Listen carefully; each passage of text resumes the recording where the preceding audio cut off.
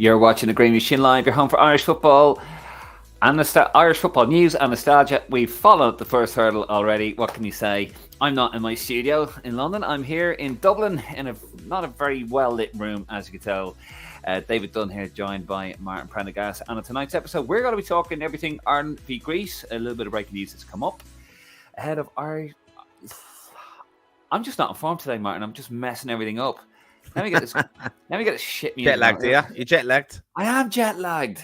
Well, I'll tell you what. I flew Ryanair, and fucking that would even make Richard Branson want to go with a hot air balloon. But anyway, yeah. Sorry, guys, a bit all over the place. But what can you do? I'm in my very good mate Dave's spare room. He's very kindly put me up. It's been a bit of a mental day, so yeah, I'm not in a usual spot, and I'm leaning over the side of my bed here, and I've no lighting. So, yeah. How about you? Huh? You look better than ever. Oh, thank you. Yeah, you can see my lack of lighting. Oh, sorry. That's yeah, thanks for that. How are you, Martin? You good? You all right? You feeling? Yeah, I'm all right. I'm in the enviable situation where I'm not obviously travelling over on Friday. I'm not coming over to the game, so I'm regretting that decision now, especially as all the lead up to the game, and I was, I do look forward to the journey over. You quite got that down to a T now over the years. I do look forward to then arriving around Lansdowne Road, getting my match program, which I'm, that's a fantastic read nowadays as well. It's last few years. Really is, hasn't it? And by the way, tomorrow, guys, when you get exclusive, is it exclusive? Well, you do have a little Davy scribe. We talk about 1987 on this day, Ireland v Bulgaria. Have a nice little piece in there. I don't know what page it's on, but yeah, that's got to be in tomorrow's program. So get yourself a copy there. It's well worth the €7 alone. God, €7 for a program. But yeah, can't wait for that tomorrow. Actually, was supposed to be Ireland-Spain. The one where we lost 3-1. We were like 3-0 down at 28 minutes, but we decided to go with the Bulgaria one instead. So positive one, was it?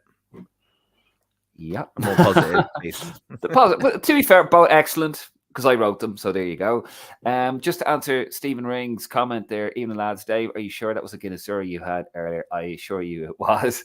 I was sitting in a local pub down the road at Laurel's, and I was having a Guinness Zero there. I was reading the newspaper, the Irish Independent, and I've read the Daily Star. Not a lot, Martin, I have to say, coverage actually.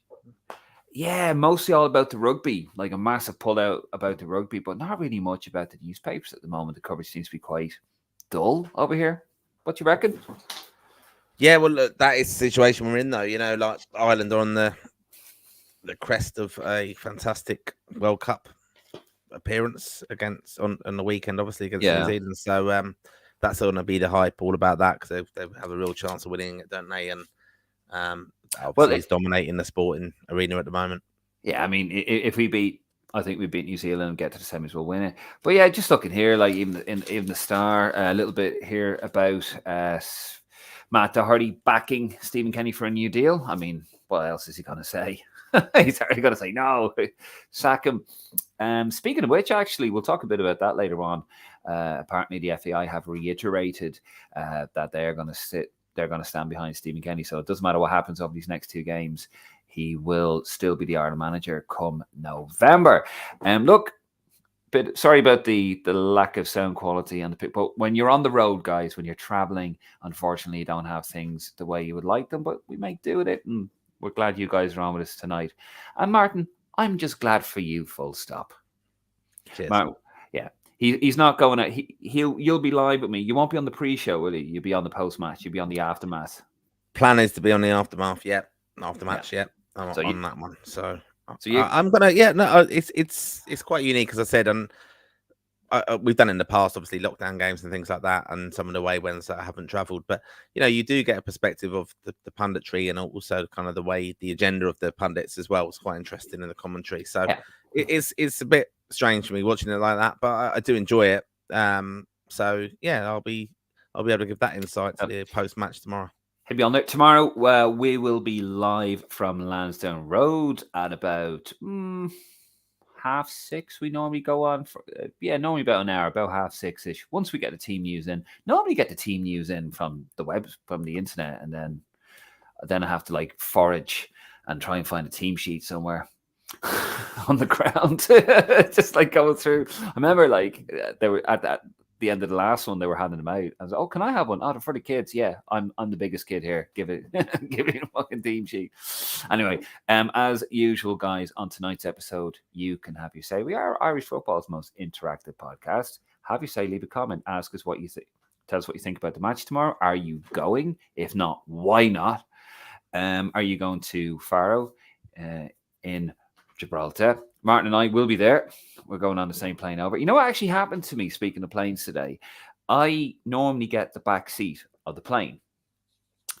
And I got the back seat of the plane for my trip over. However, I didn't realize 33D, by the way, because I've traveled on a lot of Ryanair flights, is normally the back right. But I sat down and it was actually looked up and it actually sat on the wrong seat because there was 2 extra rows. It was a brand new Ryanair. So it was actually a bigger plane. There you go. Yeah, and then I couldn't work out the toilets on the back because they're at the back. They're not at the side.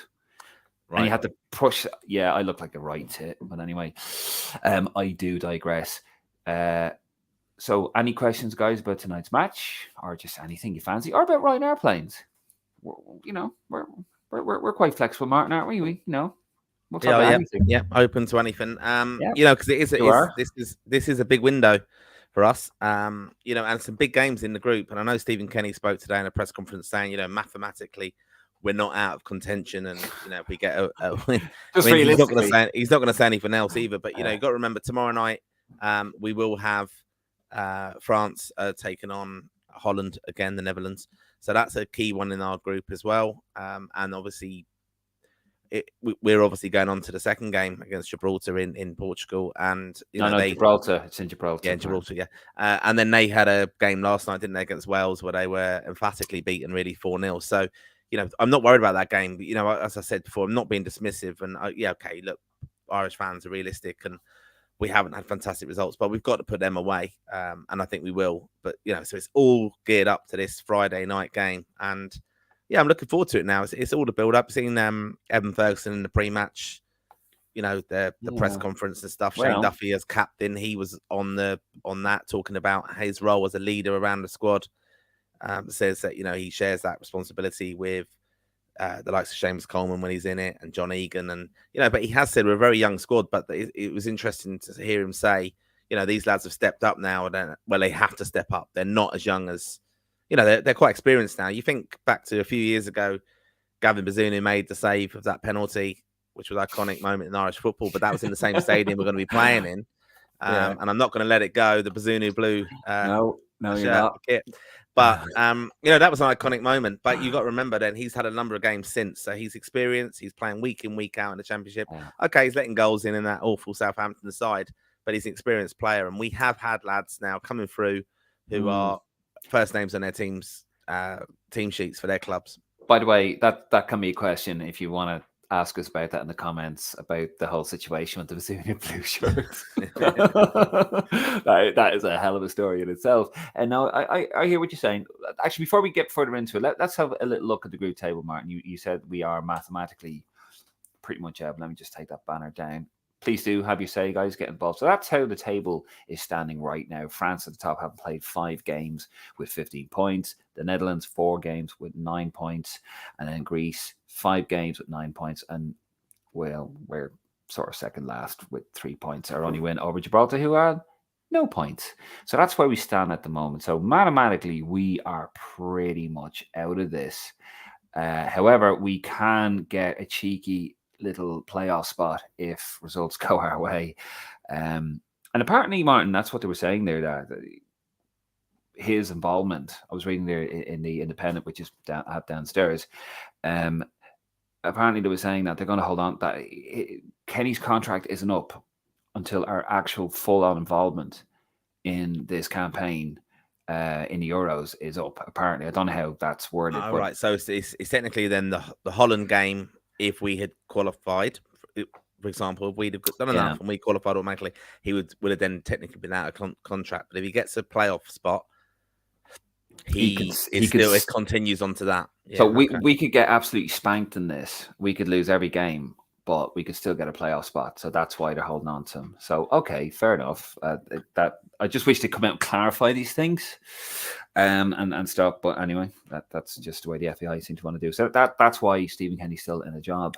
Just do me a favour, just put the graphic up again on the table if you wouldn't mind, please, because I think that's quite notable to discuss this. We don't score enough goals. If you look at it there, we've scored 5 goals in 5 games. Obviously, that's for a layman like myself. That's an average of 1 a game.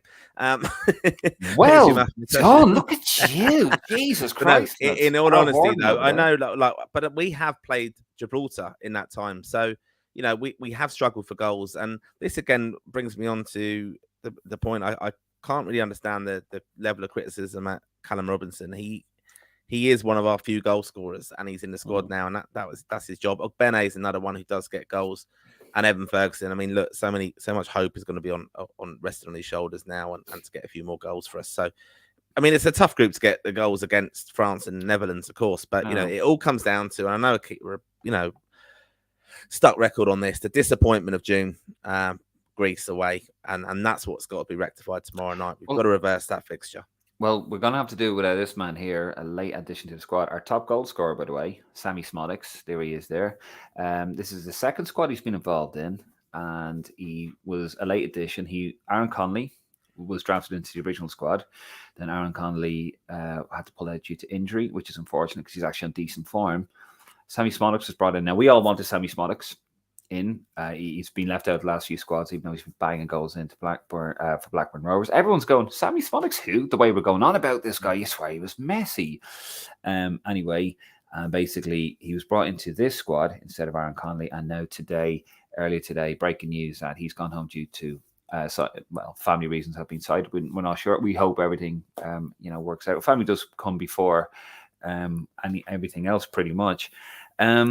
First of all, what do you make of that? I mean, he wasn't replaced. We did talk about it in the last stream, didn't we? We weren't too sure whether would he feature in the squad. So he's gone home. He hasn't been replaced. So no. I think what they would wait to do now is perhaps bring up Andy Moran from the under-21s, perhaps for the trip to Gibraltar. That's the way they might do it.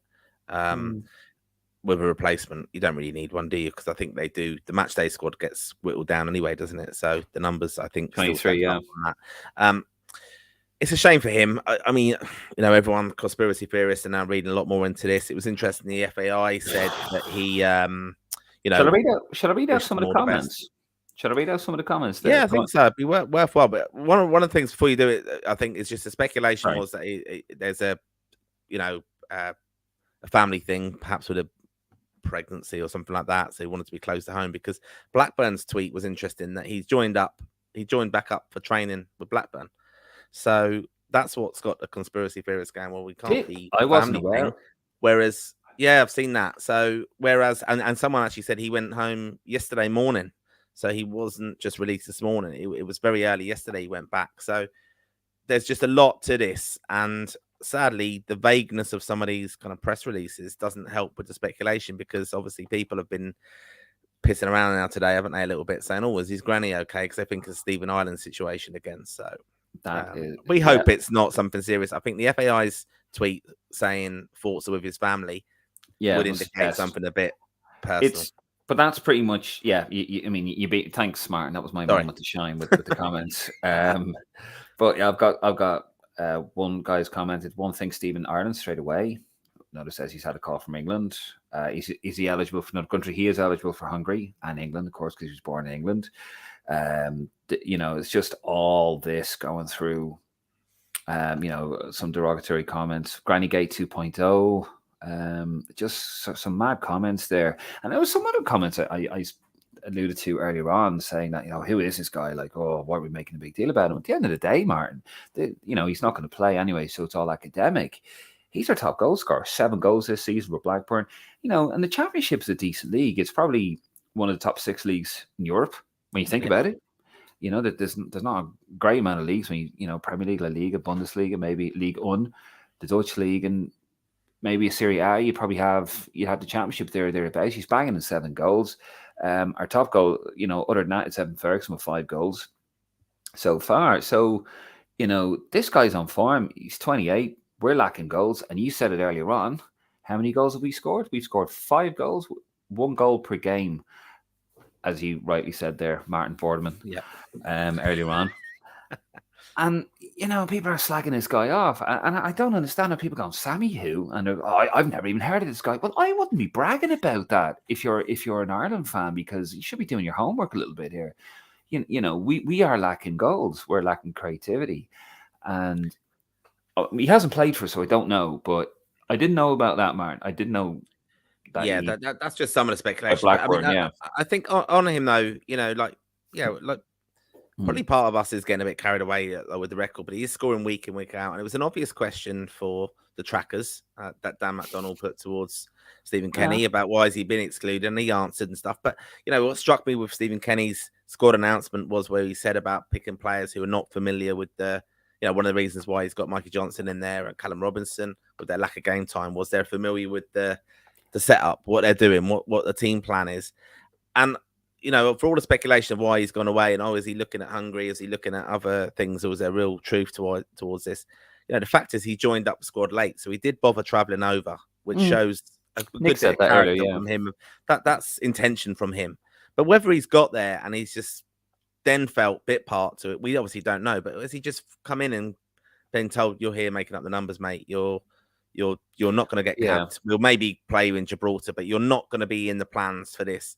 And then perhaps has he thrown his toys out of the plan? We don't know. I just think, and with respect to the FAI and the media department and everything like that, I don't want to upset anyone and get your landlord ripped off you, Dave, because I know they mean so much to you. But, they've done this stuff before, though, with with the releases, and it's what they've released actually poses more questions and answers, and it leads to speculation. We had this thing with Aaron Connolly, weren't we, on the beach, and Stephen Kenny said, we hadn't told anyone he was being released. So sometimes you can just say nothing, and you can just say, look, he's left the camp, personal reasons. You don't have to tweet about it. We don't need to tell anything. But to be fair, I mean, as well, to be fair to the FEI, they have I would imagine they have told the FEI what the situation is. And they're like, okay, we're not going to say anything. We'll just say family reasons, and that's up to you. And then you might find, actually, maybe in a couple of years' time, Sammy, or a couple of months' time, Sammy will come out and go, actually, well, this is what it was. I did have a thing at home. I wanted, maybe I don't know if he has children. It could be anything. I don't want to speculate, and then you find out what it is. But to be fair to the FEI, it's not up to them to say what the situation is. It's just, he's gone home. It's family reasons.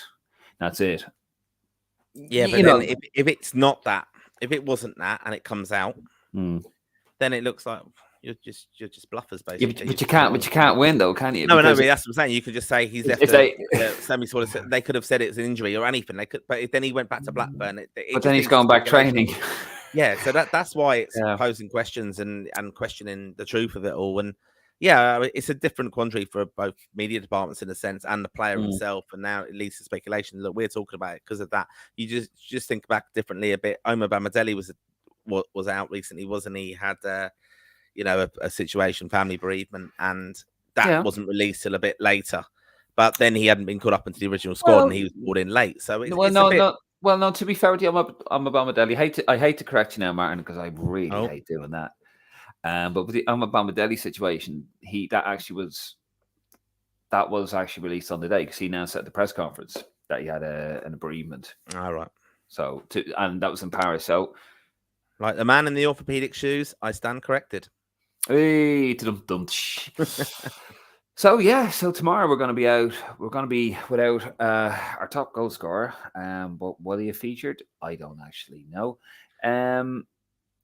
He's not a massive miss. Let's be honest. He's not a massive miss. He's not even been capped for us. We don't know what he brings to it, but it's just the speculation and everything else it brings with it. And I've seen to undermine things a little bit. I don't think he would have been capped tomorrow. I don't think he would have been brought in that game. So not too worried. We'll never know. I was just going to move a little bit on to your favorite part of it, Martin. I was going to move on to a little bit of the opposition. Because I know, you see, guys, I want Martin to know. I want him to be clued in. And I know he loves his opposition statistics, don't you, Martin? Yeah, it's your favorite part of it. Right. So A little bit on Greece, and Nick, as always, has done a fantastic job on the opposition review. So Greece, 51st in the rankings. I think we're 55th at the moment, 53rd, aren't we? We're thereabouts. I should probably actually get that. Under play, he's got 16 games, 9 wins, 2 draws, 5 losses. Do you know we've never actually beaten Greece? Yeah, no, I do know that. Yeah. Oh, okay. Thanks. You could have just lied to me and said we haven't played them a lot, though, have we? We haven't really played them a lot. First played them in 2000 or 99. Lost 1-0 at home, and then drew 0-0 with them in I think not Noel King, the other guy. Don Gibbons was the manager, and then of course we got battered earlier this year. So it's be our 4th time. We've never beaten them. So anyway, they've had 8 games, 3 wins, 2 draws, 3 losses. They've drawn with the likes of Malta and Lithuania, so maybe not as good as we thought. Their key man is the guy that plays for Trabzonspor. That is Tassos Bekestis and Petros Mantolis. I'm actually doing all right here, I think. But those guys. Well, a minute, we'll do the Irish team in a minute, and then we'll see it. We'll go right downhill. No. We're here to talk about the opposition now. We all know about the Ireland team. But basically, those guys controlled the midfield, which did a number on us, which Nick did say they would do actually, and he's actually written that in the notes. Yeah. I call it petty. You never see me do something like that. Of course, you got Timicus, the bloke that plays for Liverpool anyway. You should know that then, shouldn't you? No, he never played. Oh, right. Okay. And George Baldock, Sheffield United, they basically destroyed us out wide, but Baldock is out. And also for Tunis, their guy Olympiakos is out. Their main man up front, AZ Alkmaar, Vangelis Papadidis, oh my God, has 10 goals in 8 games. And contrary to what people think, we have the same amount of Champions League players as them. 1.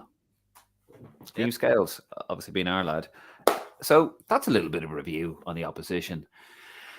I mean, I don't think pound for pound we're a better team, but they obviously play as a team, don't they? And we didn't do that in Athens, did we? We were very much under the cosh.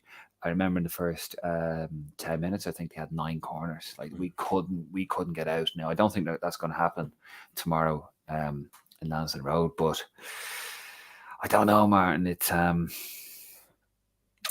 seems.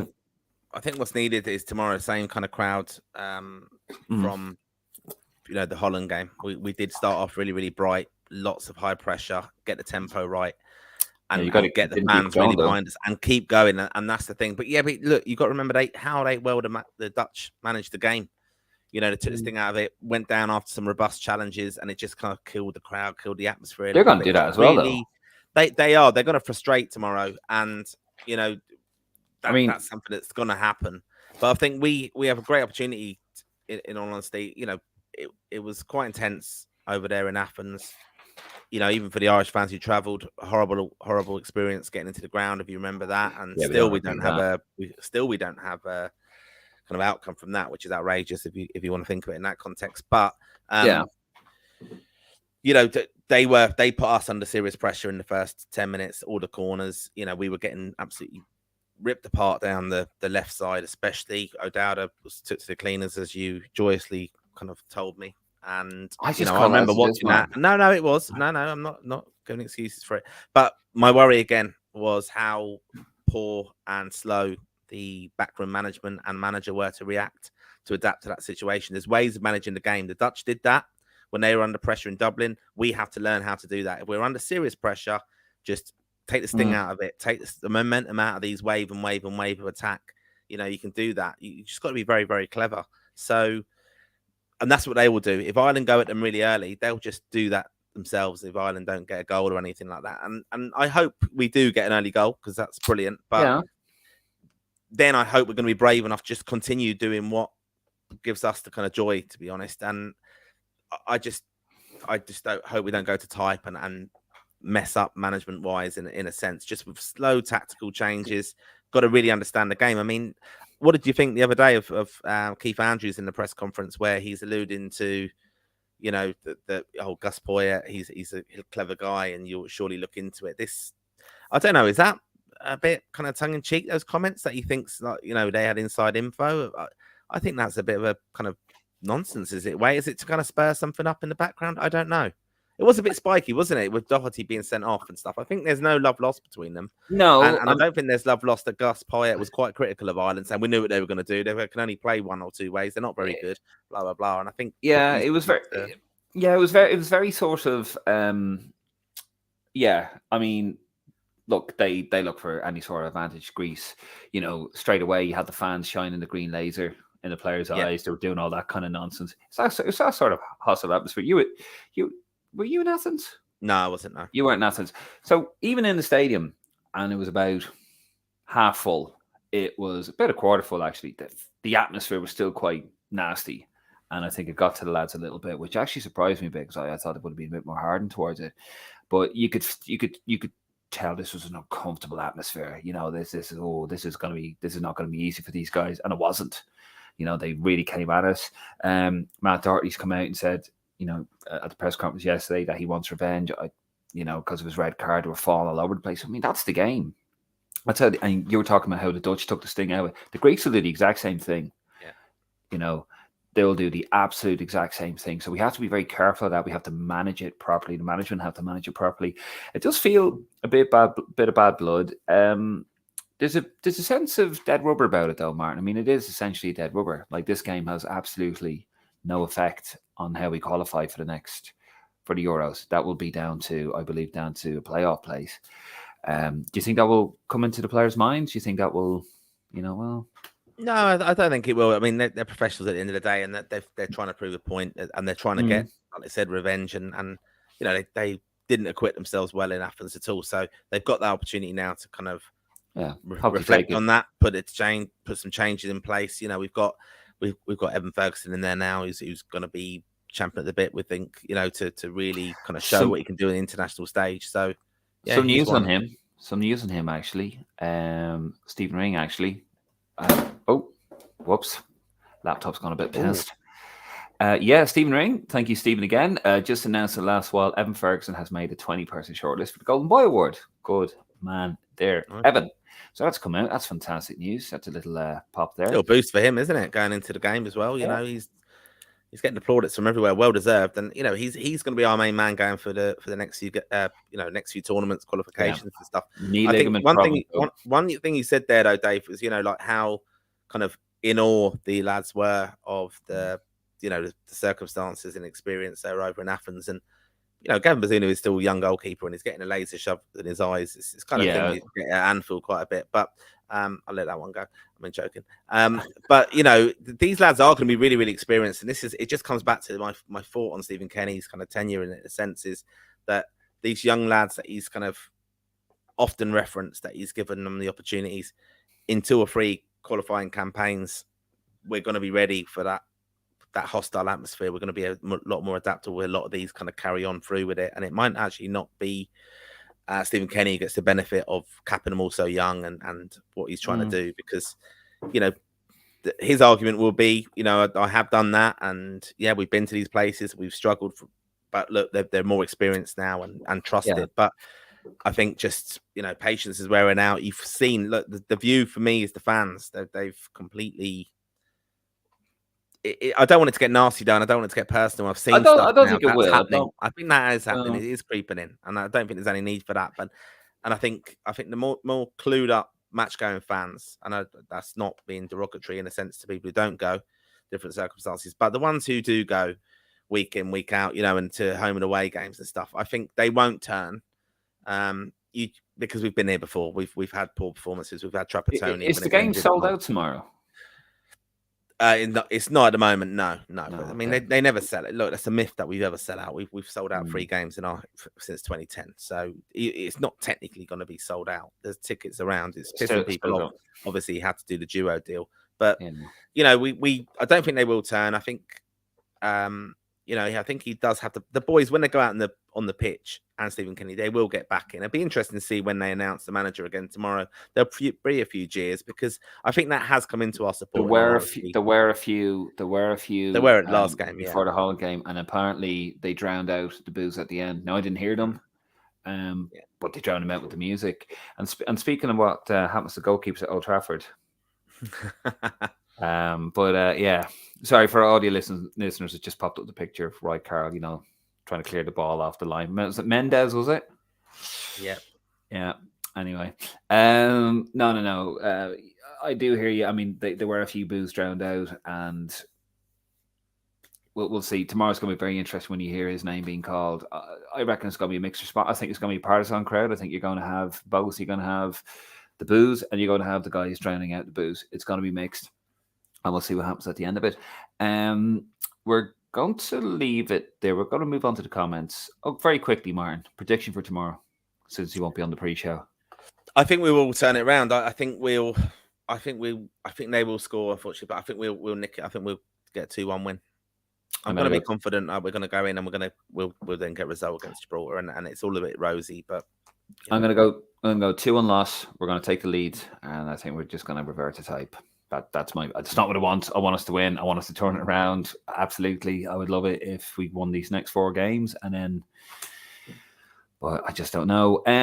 Also, before we get to the comments, guys, just to remind you, tomorrow we will be live from 6:30. Thereabouts. Just a little look at this graphic is getting smaller and smaller. I just haven't made a new one. I'm just cutting this one. But yeah, tomorrow, Friday the 13th. Pre-post match that will be live. Martin will be on the post match, so about 5 minutes after the final whistle goes, we will be ready to get your response. And as always, we want to hear from you guys. Then Sunday the 15th, we do the preview.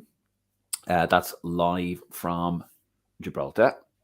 Actually, no, you can't see me doing a little winky thing. You can, Martin, on my little screen down there. Yeah. And then, of course, we got the pre and post match live from that Gibraltar game. And then on the 17th, although there is actually supposed to be a thunderstorm, Martin, just to let you know, on the 7th. Yeah, coming back from Faro. Supposed to be one for the game. Every time I go to a hot country, there's a fucking thunderstorm. Malta, Athens. Got knocked off my feet. Now you wouldn't know because you were sitting at home in London, you bastard. But anyway, so weather permitting and time permitting, we will look to do a window review live on the 17th when we get back. So don't forget to join us. And when you see us over in Gibraltar, do give us a shout. You want to say hello? We will be talking to some of the fans around there, mostly my fans. Martin doesn't have any fans. And don't forget for tomorrow's program, £7. It's well worth it. Just my article below. I am going to be talking about when we beat Bulgaria 2-0, spoiler alert, in 1987. Right, Martin, are you ready for the comments? Yep. Are you ready? Go ahead. Here we go. And then we're going to finish up here, guys. And I have a chipper coming to me. Anytime I'm in Ireland to get a chipper. Just quickly, just before we go into comments, because I'm going to... You were talking about, what was it, the chicken roll? The chicken. Yeah, the chicken fillet roll. Karen. Did you see your respondee on your tweet? I did. If you check it out there. Actually, because I did say that yes, I said I was going to get a chicken fillet roll on Twitter, and Glenn Whelan's Mrs. Karen. She responded to me, goes, yeah, they're the best. Yeah, she gets it. Yeah, we are. Yeah. And it did. And it was Karen, if you're watching, I'm sure you are. It was amazing. Absolutely. Got it from the Circle K down the road. There you go. Could be a new sponsor. Speaking of which, actually, I was reading a very interesting bit in the Independent saying that the FAI are very happy to get the little smaller sponsorships. And it was an analyst, actually, I can't remember his name, and he was saying that's all well and good financially that you can get, like the Champions League, you get all these little sponsors and you actually end up with more. However, he was saying that you need the prestige of a bigger sponsor. Just thought it was very interesting. Anyway, we're going to move it on. Circle K are one, aren't they? They are like a partner, and DHL are another one, and the Air Coach used to be. So yeah, make a crack chicken roll. Right, I need to crack through this because my battery is about to go. Right, are you ready, Martin? Yep, go. Let's do it. Darrell O'Connor, story, how's it going? Graham, host Sammy Smoddick's granny isn't sick. Graham. No, come on now, Graham. Think of something original. Darrell O'Connor, shocking. The program's gone up to £7. Won't stop me buying it though. Good man. Also, what do you reckon about season ticket prices gone up? So 3 Nations League games, 2 friendlies, and a token, if not 3 friendlies. They got to get that debt down, Darrell, haven't they?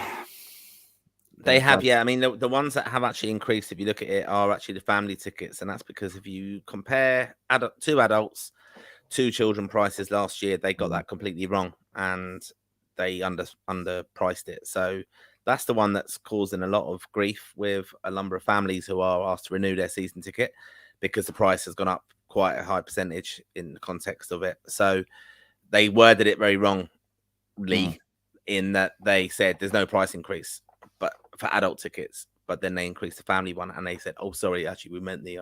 They've retracted all that. It's just a bit of a mess, and I have a lot of respect for the ticket office, and the communications going out of there isn't always indicative of what they're actually working against in the circumstances. So. Fair. I hope that answers your question. David Curley, good evening. How you doing, David? If Carsley doesn't want the job, how would you feel about Jim Crawford? Keep the project going. Give it to the Brudge or Carsley in a few years when we actually deserve a top coach. To be honest with you, I think Nick would actually have a stroke if he was on here for that one. He's not the biggest fan. To be honest with you, I don't think right now Jim Crawford has done anything to merit it. If he got us to the under-21, if he qualifies us for tournaments, then absolutely. I wouldn't be totally against it, but I think there has to be a degree of success there. He was very unlucky, to be fair, in the penalty shootout. Graham, what about Gary Dicker being the alleged mole for Poirier? I haven't heard that one. Gary Dicker? No, I didn't hear that either. So this one will grow arms and legs, allegedly. Yeah. Darrell O'Connor again. Do you know what Keith Andrews said in the presser? Seen something about Gus Poirier responding to something he said. Probably about, I think he had Irish staff helping him, apparently. Yeah. So basically, there's a lot of speculation about this. That Gus Poirier, when he was a club manager, he did bring.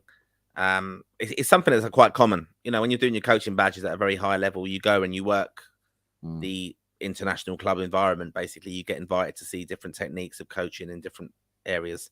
So Gus Poirier was famous for doing that and inviting people in.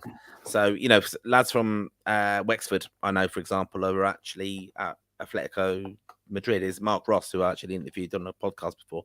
He was over at Atletico recently, and so you do get invited around to see different kind of coaching scenarios, and that's what Keith Andrews is talking about. That over the years he's done that, create relationships with it, and then he's had Irish coaches come into the environment, and he's kind of sounded them out as, what do Ireland do, and what's your experience with this? And these lads basically have spilled the guts and told them, this is how Ireland's set up. This is what Stephen Kenny told us he wants to do. It's no secret. Stephen Kenny's done lots of presentations of how it's a low block and all that kind of stuff. It's no secret. It's all out there. Yeah, it's just one. I think it's just, I don't know, it's a bit stirring up there. Jack Halbert, why is Mark McGuinness not getting a call up? He's 22 years old and one of Cardiff's best players this season. Just Kenny doesn't fancy him, I'd imagine. A bit like why Smolix wasn't getting the call up, why Manning wasn't getting the call up. He's very particular about. We're very blessed though at the centre back role, to be honest. Yeah, that's one of the things as well. But I think he will definitely be in future squads. I would like to see him in the New Zealand squad at the end of November. Hopefully.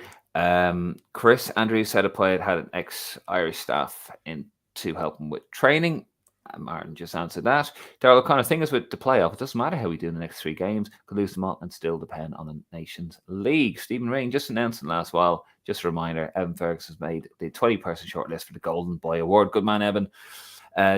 Jack Halbert. Eyes there. Darrell O'Connor, rumours were going around at him having second thoughts about playing for us, but that's bullshit. It genuinely is legitimate reasons he's not involved from a source on the inside for Sammy Smolix. Fair enough, Darrell. And Darrell is a very good source, actually, as well. Chris Highlas, Smolix has just released a statement confirming he had to leave the squad for family reasons. This evening, another one of Stephen Harlan's Grand East died again, and he had to attend the funeral. Jesus. Darrell O'Connor again. I think with the atmosphere, we will beat them tomorrow. I know I predicted wrong in the Athens fixture, but 6 points this window. Mark Fitzpatrick answered the game is sold out. It is not. Darrell O'Connor, very nasty atmosphere to experience in Athens. Hopefully, we return the favour tomorrow in Lansdowne. I think we'll want to do the right result despite not much to play for. We might play more freely. Stephen Ring. As regards reports of Sammy Smolix leaving the camp to go home without actually training, the FAI released a video of around 2 hours ago and Sammy was training away with the squad, so it looks like he did take part for a while. Okay, fair enough. Kevin Chris, my laptop's gone again. Kevin Christie, what do you fellas think of the chances of seeing 4 at the back tomorrow? 0, Kevin. I think he's going to just revert to type, isn't he? Yeah, I think so. Yeah. Darrell O'Connor, through the thunderstorms in Athens, didn't remember too bad in Malta. The water was coming through the ground, actually. I almost went on my bloody laptop. Stephen Ring.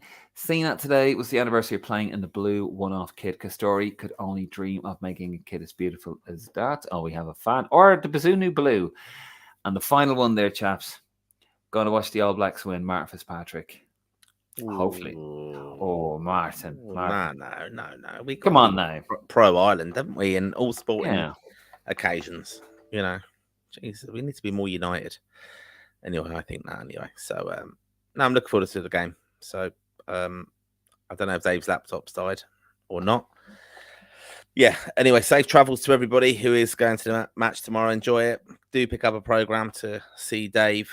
It's a wonderful article. He's already shared it with me, so I know what it's all about. But yeah, look, we'll get behind Ireland in the next window, especially whether you're pro Kenny or anti Kenny, or the lads who are going out on the pitch are doing it for Ireland ultimately. So I just want to wish them all the best, and hopefully we see some great football and see what the future holds, whether it's with Stephen Kenny or another manager. I think we need to be really, really positive. So I think we're going to leave it there. I'm going to end this show, but thanks everyone for joining us. As Dave said, we've got the pre-match show tomorrow evening, live from Lansdowne Road, not the Aviva Stadium. We've got it live from in the ground where you'll be able to join Dave. So give us your views, reaction to the team when it's announced, and after the game, of course, we will be live again to discuss the aftermath, to see if Ireland have got a win at last, and if we can, go forward into the Gibraltar game on Monday night with a positive result behind us. But yeah, just want to thank all of you for your interaction and comments this evening. Please do share the podcast with your friends and family. Subscribe if you haven't already on the YouTube channel. And make sure to follow us on all our social media platforms as well. So that's Twitter, Facebook, and Instagram. And come on, you boys in green.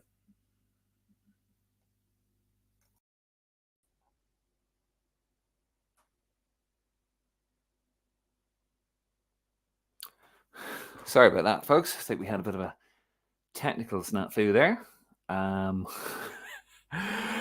Oh, God. It always seems to happen to us when we go on the live. So I do apologize for that. Not to worry. I think we had the last comment there. So we're going to wrap things up, guys.